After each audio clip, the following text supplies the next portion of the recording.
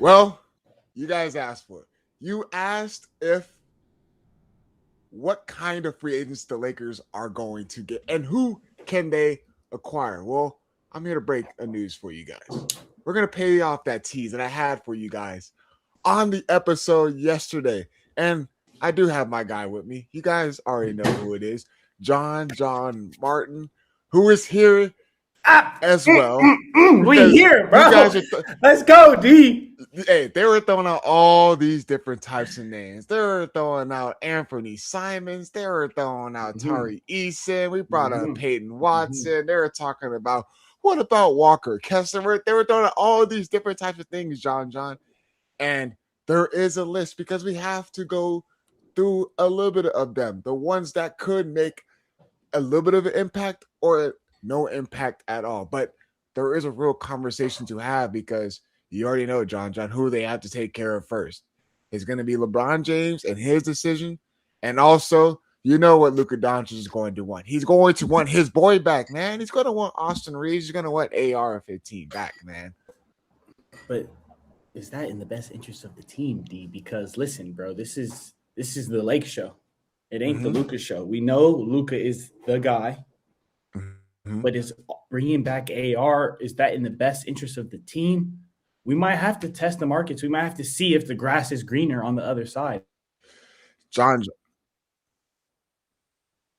actually, there's no, we don't have no Pachanga right now. Yeah, we have no Pachanga right now, but it's okay. It's all good. It is all good. But John, you mentioned that they might have to go through a different loop and they might have to find out something different when it comes to Luka Dončić and as far as how this team is going to look and how they're going to build that right team around him. And John looks like John Drop will try to get him back as soon as possible. But to add on to that, and you understand with Luka Dončić and how the success he had on with the Dallas Mavericks and seeing how that team was built around him. You had a guy like Derrick Jones Jr. You had a guy like P.J. Washington. You have two centers like Derek Lively Jr., and you have another center like Daniel Gafford. And then you have another all-star. Hell, Kyrie Irving was literally a superstar at one point. I know you guys can make that argument, but Kyrie Irving is a better basketball player than Austin Reaves, if we are being brutally honest here on Lakers Talk Daily. So how are you going to build those steps into possibly building a team similar to what Luka Dončić had for the Dallas Mavericks? So I know you guys are going to go into YouTube chat, and we are expecting you guys to list out different types of guys that the Lakers could possibly acquire and possibly go after that can make a different leap for this Lakers team. I get it. You guys are bringing up different names like Anthony Simons. You're bringing up names like a Walker Kessler. But the Lakers just don't have the space to acquire those certain assets. And let alone the Lakers don't have the pieces to acquire a guy like a Walker Kessler who is going to make more. If you're going to pay Austin Reaves $40 million, guess how much Walker Kessler is going to try to demand?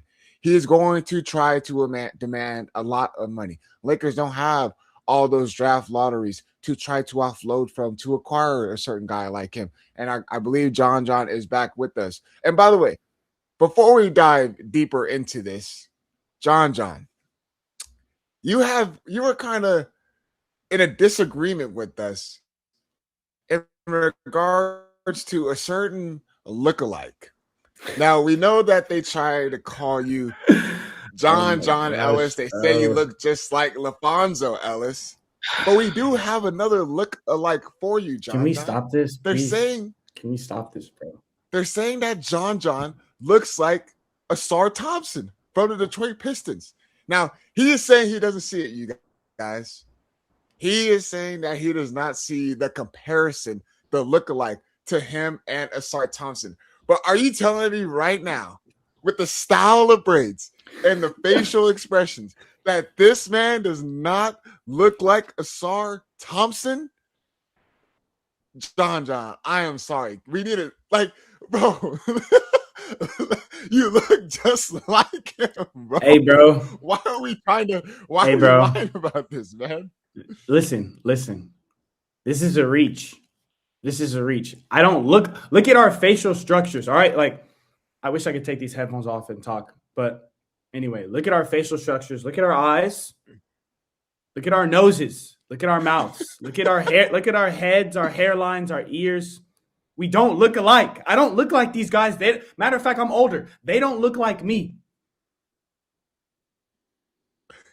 John, man, I'm sorry. Just let alone how you have that same facial expression, the seriousness that he has, a little smirk that he has right there. John, It's crazy, Tim, bro. low-key cooked with this one. Tim and Brooke low-key cooked with this They one. don't cook, bro. They don't cook, bro. I'm not even commenting on it. But it would be incredible if we had a player like an Asar Thompson. It'd be incredible if we had a defensive athletic freak that could make some plays, run in transition. We need some young guys, bro. You're talking about testing the market. I hear you talking about Walker Kessler. I hear you bringing up different names, Tari Eason. Peyton Watson is a great name from LA. I mean, Long Beach product. What you think about him in the purple and gold? Peyton Watson he elevated his offensive game. I will give him that. Defensively, he actually blocks shots really, really well for his size. He's athletic, and like you mentioned, he's on the younger side. He's a CA guy, Long Beach native. You already know a lot about Peyton Watson, all right? And let's be real, his minutes and how he had an increased role when it came to the Denver Nuggets. By the way, Peyton Watson dealt with a lot of injuries towards the second half of the season. He was dealing with those hamstring injuries, which kept him on the sideline for the remainder of the regular season. And honestly, early on into that playoff series against the Timberwolves. But man, John, if Lakers could find a way to get him, by the way, he's a restricted free agent. So it's going to have to take certain assets to even try to acquire. You're going to have to try to match an offer. You're going to try to make a trade, all those different types of scenarios because the Denver Nuggets still hold his rights.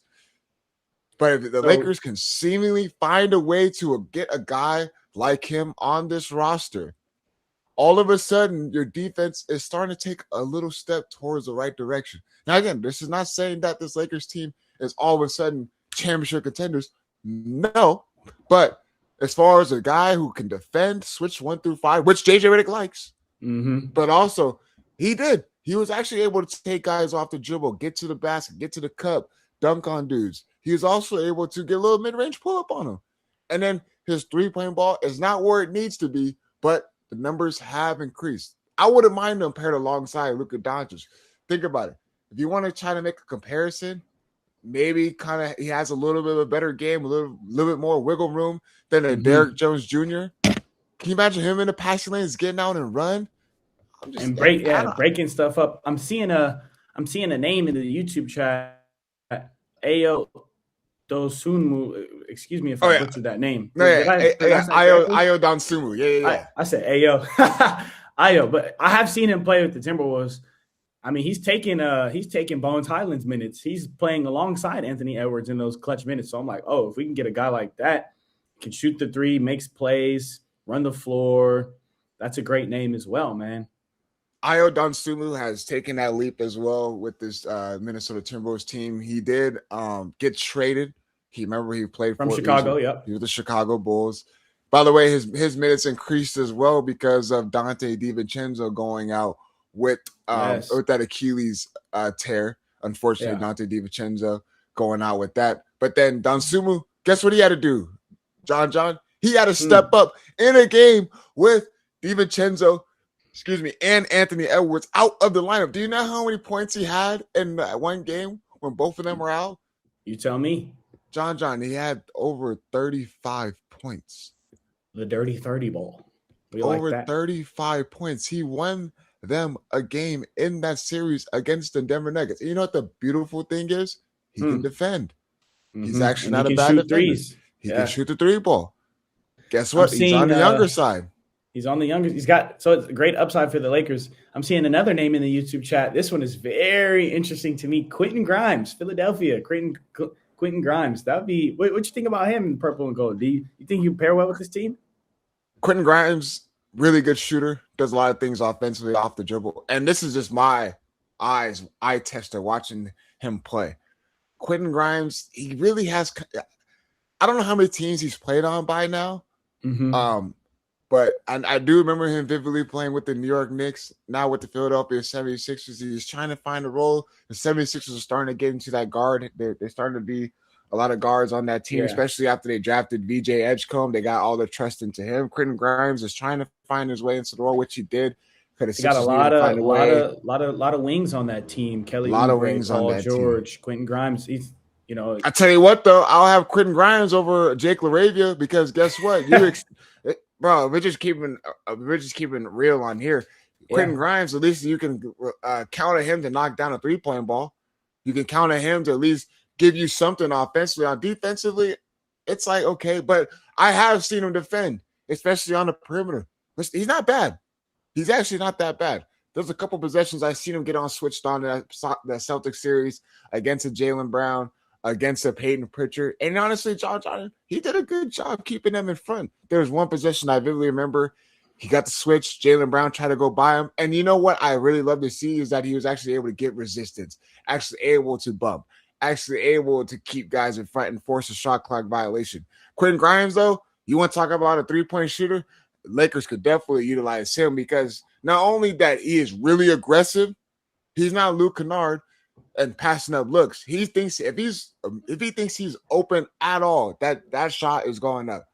But this is what the interesting thing is, though, John, is that Brian said that the Lakers, before they can even go after any of these sort of guys, they got to take care of Bron and they got to take care of AR.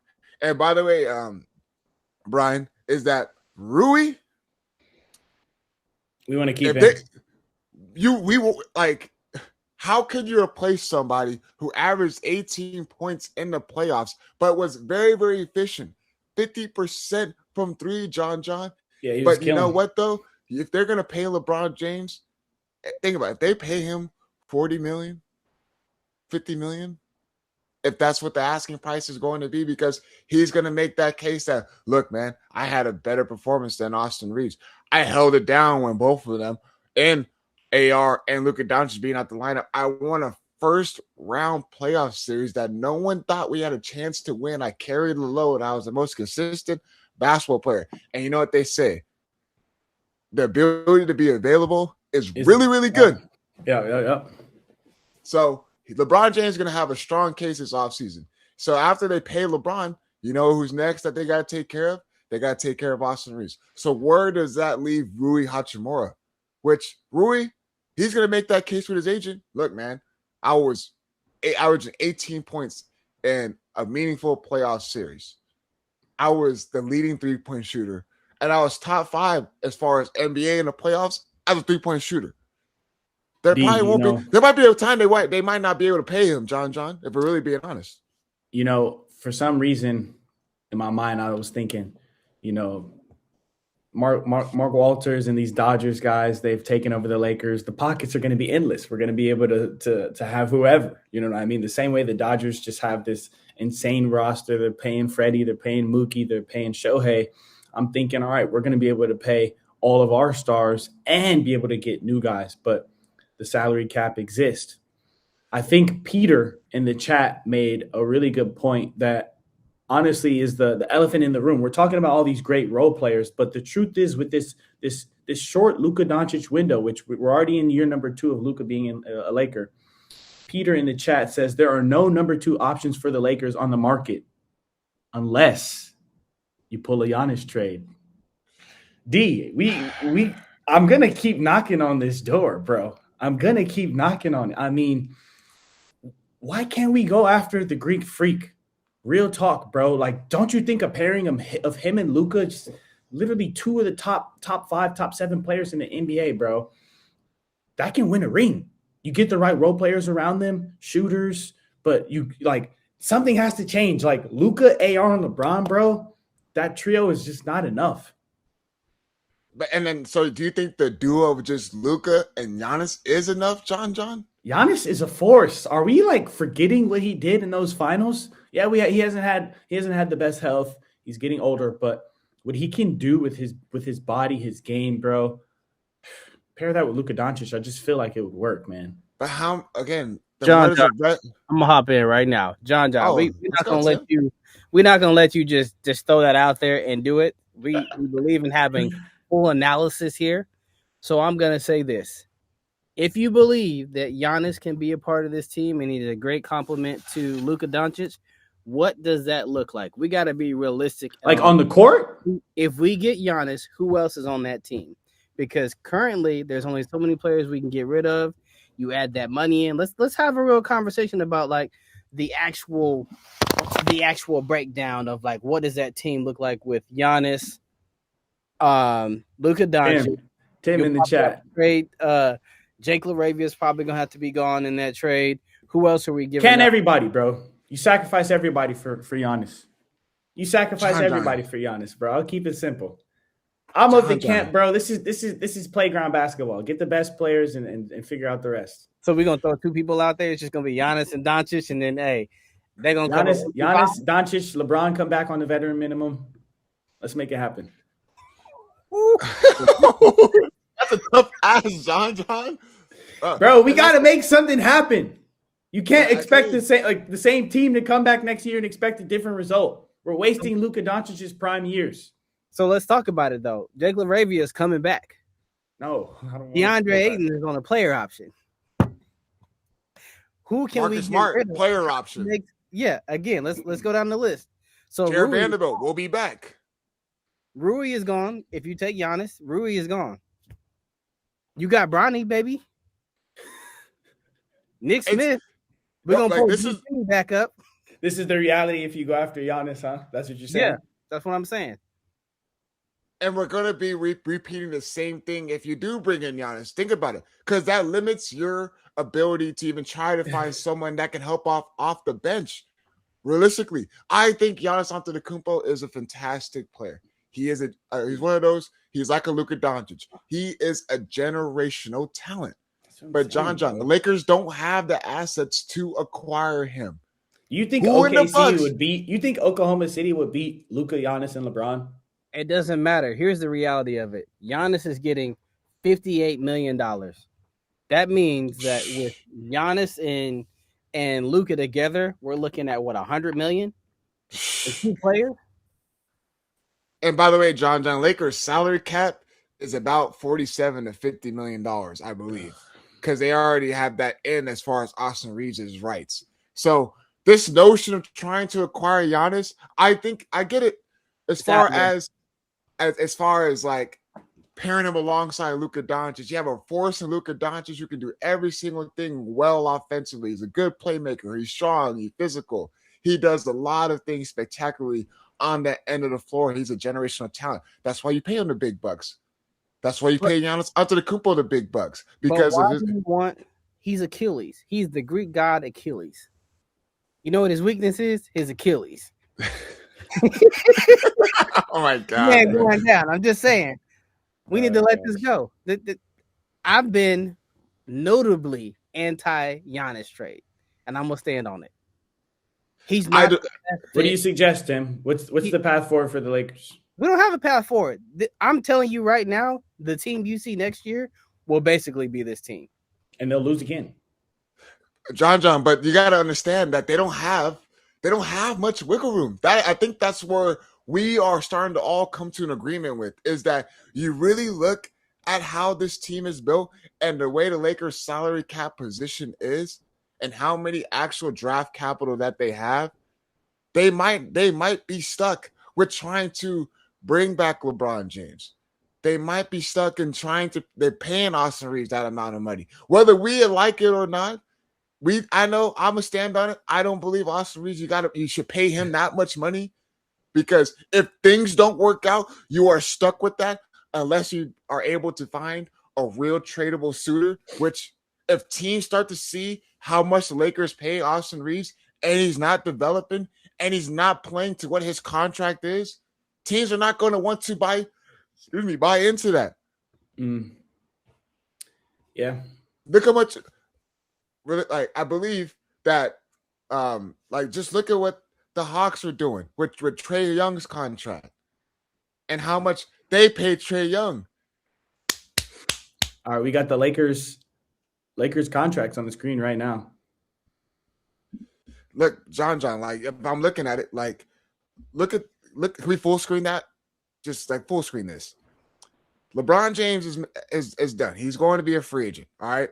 Mm-hmm. Rui Hachimura made 18 mil. He's going to be a free agent. Austin Reaves has that player option, which he's going to decline. He wants to get more money. He's not going to opt in for excuse me. He's not going to opt in for $14 million. Jared Vanderbilt is going to be on the roster next year. Get him out of here.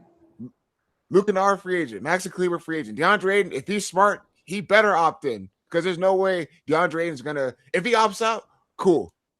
But whether he opts in or doesn't, I mean, Lakers, $8 million, that's fine. Lakers got his value at that. They hit on that. DeAndre Ayton had a very – I think he had a good regular season. But you still need another big man. You still need another dominant center. Jake LaRavia is going to be here next year. Look at all these things. Besides Luka, besides Luka Dončić, there's work that needs to be done. But that is the problem, that they're going to probably be stuck with this because there's no real move out there for them to be made. Maybe there is. Maybe the Lakers, maybe the new Dodgers ownership group, maybe Rob Pelinka, maybe they have a trick up their sleeve to try to pull something to acquire another star. But to really believe that Luka Dončić and Austin Reaves are going to take that next step, and that this could be your bench again, you're going to run into the same problems. But it might have to come with it. It might have to come with patience. It might have to come with patience. See, man. The patience and Los Angeles, they just don't go together. They're not really synonymous, bro. You get me? Yeah. We've been seeing this for a while, D.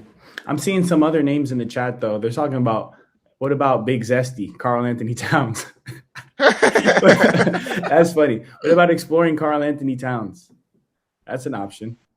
Look, man, this stars. I get it. Everyone wants to try to get stars and put all these stars around them. But you know what makes the New York Knicks a good team in the Eastern Conference is that they have their star in Jalen Brunson. They have their star in Karl Anthony Towns. But Mikal Bridges, you know he doesn't do well offensively, but you know what Mikal Bridges does well defensively? He does well as the guarding guys in the perimeter. He's in the passing lanes. You know what OG Anunoby does well? He defends. But look how much money Karl Anthony Towns is making. Look how much money he's making. He's going to be making $57 million next year, man. That's crazy. $57 million. And if you really look at the restricted free agents, the names don't really splash off as far as, okay, Peyton Watson, but that's not going to give you a significant leap. And again, he is a restricted free agent. Tari Eason, there's no way you should try to get into that because he had a bad second half of the NBA season. He had a bad playoff series against the Los Angeles Lakers. That was pretty much the eye tester for them to try to even look remotely into having some sort of negotiations with Tari Eason. Now, because first half of the season, Tari Eason was great. Numbers look good. 3-point numbers started to take a downhill climb because of just the way the Rockets, if you want to make the case for the Rockets and how their offense was and they didn't have a real point, all those different types of things. But realistically, he had a bad second half of the NBA season, and that led over to him having a bad first-round playoff series against the Los Angeles Lakers. There were games, John, he was shooting 3 of 14. There was games he was shooting. Bro, let's just be real. There was a game he was shooting 2 of 10. He was shooting like 15% one game for 3-point line. Next game, he's shooting 20%. Yes, he made one clutch jump shot in the corner. I vividly remember that game. I believe it was game 2 I think it was game 2 at home where he made a clutch jump shot, but Lakers still prevailed, end up taking that game as well. But realistically, like there's just no big splash, and this team is going to just take a big leap into it. It's going to take time. Everyone wants to be the – go ahead. I was just going to say, I remember there were murmurs of this is another superstar, so you're probably going to be like, oh, my gosh, John, here we go again. But I do remember, murmurings through the grapevine of maybe Jokic wanting to become a Laker and pursuing him. Yeah. I mean – But that'd be kind of lit. I'm going to just keep it real. The stars model and trying to just get out there and just get the next star. Why do you think OKC is really good? They have their star. I know. We don't have a Scott Foster, bro. We don't have a guy that's going to these random, UC Santa Barbara games and finding the next AJ Mitchell. We got Dalton Connect, who I really was high on, and Jalen Hood-Schifino. Like the guys that we draft, bro, they just, I don't know. It doesn't pan out, and I don't know, D. I'm kind of feeling I don't know what the path is forward for the Lakers, bro. The path forward is, here's the path, okay? Because everyone wants to try to get to the level of OKC. They want to live that model. By the way, we're keeping it real here. OKC is going to have to offload some of those players.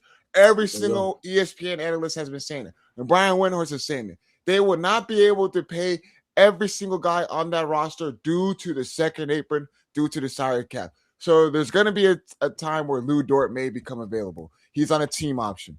There may be a time that they're going to have Isaiah Hardenstein that they will not be able to pay. Okay, you have those two guys who will be really valuable assets for a lot of teams in the NBA. But the reason why OKC is at the level, because it took time and it was a process after they acquired Shai Gilgeous-Alexander on that trade. And why the hell is Dorian Finney-Smith on our screen? Get Dorian Finney-Smith out of here. We do not want to see Dorian Finney-Smith back at all. He had a really bad season. Hey, I'm glad you asked that question because I wanted to interject. We keep talking about these players, right? Like Tari Eason and Peyton Pritchard and everybody else that had a decent season this year, right? Yes. But you remember this picture? You remember Kendrick Nunn? You remember all these players that had good seasons before they came to the Lakers? They come to the Lakers and they just don't pan out. Because when you talk about these trades, keep in mind who you're giving up. Yeah. The number one person that's got to go is Rui Hachimura, Mr. Reliable, Mr. Unproblematic. He got to go if we take one of these people. Look at the numbers. That's what I'm saying. John, there might be a time where Lakers might not be able to pay Rui Hachimura as well. All right, I'm not opposed to moving off of him. It just has to make sense, bro. But are we gonna take DFS? Are we gonna take DFS version 2? No, man. That's not the solution. And honestly, I gave Rob Pelinka a lot of slack. Like, how do you let Dorian Finney-Smith just walk? But Dorian Finney-Smith, he wanted to command 3 years for like $50 million. But guess what? Rob Pelinka, that's the one thing I'm like, I really remember he did a really smart job of not buying into that and paying him that much money because he was not healthy whatsoever for the Houston Rockets. He was getting DNPs. That's the one thing I can say Rob Pelinka and the Lakers front office did a good job of not bringing him back. But to finish my point is that there may be a time where the reason why San Antonio has all these young guys, they did. It took a process. When they got Wemby, do you know what they did? Years. They made a trade and they got 2 first-round picks. Do you know what those 2 first-round picks led to? It led to a Dylan Harper who is literally balling right now in his rookie season, and it led to a Carter Bryant who there's no drop-off when he comes in. He can defend. He spaces the floor out. A young athletic wing defender. But you know what happened? Spurs had to make trades to acquire certain guys like that. And you know exactly what they did after they got those draft picks and they got a guy like Wemby? Let's bring in a veteran like De'Aaron Fox. We got another veteran in Harrison Barnes. Let's add another big man and Luke Cornett, who had a fantastic season for the Boston Celtics. We're going to pay him the money that he deserves to be a good backup for Victor Wembanyama. Not alone, let's not forget that they also got Stephon Castle as well. But it was a process. It took time. It did not happen in one offseason. So the question is, are Lakers fans willing to wait and be patient and, I guess, for lack of better words, trust the process? I see B Kush 8 with the – I mean, he may hit the nail on the head with this one, D. B Kush 8 in the chat saying the path is to run it back. Luka wasn't healthy. Maybe that's the key, bro. Maybe we have to just run it back. I do want to interject one thing when we're talking about that conversation of the Spurs, the OKC Thunder. Keep in mind, guys, that we have anti-tanking rule going into effect. And they did tank for a while. Yeah, exactly. Both of them teams tanked. Acceptable to you can't go that path anymore. So it's not an option for the Lakers going forward to take that route. Yeah, and I'm not necessarily saying tank, but necessarily, and this is where my point is leading to. Say when the Lakers, I'm saying when, because they're going to pay Austin Reaves the money. Say when they do pay Austin Reaves that much money. What if, and it's just me being, it's a hypothetical situation. What if they sign him and they're all like, okay, what if there's a negotiation to be made to acquire somebody that really, really fits more alongside Luka Dončić? What if there's a certain type of player that Lakers could trade Austin Reaves for, knowing that that team can use a guard like Austin Reaves as far as playmaking, as far as his ability to get to the free throw line, downhill, do a lot of things off the dribble. And then Lakers somehow find a certain star or an all-star or a two-way guy, not a one-sided player, the player that can play both ends of the basketball court to pair alongside Luka Dončić. Do you have someone in mind, D? Do you have someone in mind? I'm just trying to think like who would be ideal alongside Luka Dončić. And I don't want to say a star like Giannis because he makes too much money. It doesn't make sense because you're going to be in the same hole with your bench core. But maybe another big man. Utah has a lot of big men. And maybe that could be leading to maybe a big man like Walker Kessler that you can actually rely on, that can defend and rebound and block some shots and block the ball. Exactly. Block shots and dunk the basketball. Maybe it can lead to a scenario like that where you actually got a rim protector and a big man. To actually add on to more to Tim's point, remember what the Indiana Pacers did, John? They traded away their pick to the LA Clippers for Ivica Zubac because at that time they felt like they needed a big man to pair alongside Tyrese Halliburton, who was going to be out, who was out for the remainder of the season, but they were looking ahead for next season. Do you know what that pick led to for the LA Clippers? They got a 5th-round pick, John. Do you know what the GM of the Indiana Pacers went on to say? I did not expect that pick to be a 5th-round pick. But that's right. They are top 5, yeah. So with that being said, just to bring up Tim's point, there's no such thing as tanking no more. And that's not what I was leading at. I was just saying that I do believe that Lakers fans will understand a process and understand that it will take time unless there is a proper plan. And if they see that they're starting to acquire pieces by pieces, needs that they, as far as defenders, 3-and-D wings, two-way players, and you start to see it built alongside Luka Dončić. I know you don't want to waste his prime. I understand that. I hear all you guys in the YouTube chat. But the real likelihood scenario to really end off this episode is really looking like they're going to run it back. Because after all the reports we're seeing about LeBron James and how they got to try to pay him, and we're seeing the reports that they're going to pay Austin Reaves, that's Luka Dončić's guy. That's essentially the same core that you have. And I know Jay in the YouTube chat's been saying it's not necessarily the starters, it's the bench player. But you're gonna run into the same problems when you got Austin Reaves who can't defend. And that's the frustrating part. But the Lakers, it seems like after all the reporting and the stuff that they can do, it seems like they are spread thin as far as the guys that they feel like they could acquire. They just don't have the money and they don't have the assets to do so. D, I think something we need to keep in mind is all this, run it back. It all sounds good, but what if the main guy, Luka Dončić, isn't really on board with that? What if he grows impatient? And he got asked the question, excuse me, JJ said I said 5th round. I meant 5th pick for the LA Clippers. I don't know if I said that or not, but a 5th pick for the LA Clippers that led from the Indiana Pacers trade. But Luka Dončić is going to be he's going to be very advocate as far as who he wants. This is Luka Dončić's team now. Whether LeBron James, I think LeBron James understand that this is going to be Luka Dončić's team. And he was asked that question, like, are you going to try? You went out and you made a case to bring in Deondre Ayton. You made a case to bring in Marcus Smart. You made that pitch for those guys. And they asked him the question, are you going to be making a pitch for LeBron James to return? And are you going to be in those conversations for Austin Reaves to return? And his answer was, John, we'll see. We'll see. We'll see. That was his answer. But unfortunately, we're running out of time. We gave you guys a little bonus 5 minutes, by the way. We was rolling today. But for you guys in the YouTube chat, as always, thank you so much for tuning in, giving you guys his thoughts out there, commenting throughout the show. Showing love, man. For my guy, John, thank you so much for taking the time out your day and joining me today. And for the crew running it back through, Brooke, Tim, thank you guys so much for holding down this operation. But for you guys, I'll be talking to you guys tomorrow. Yeah, there's going to be more to discuss. I will be talking to you guys tomorrow. As always, we are out.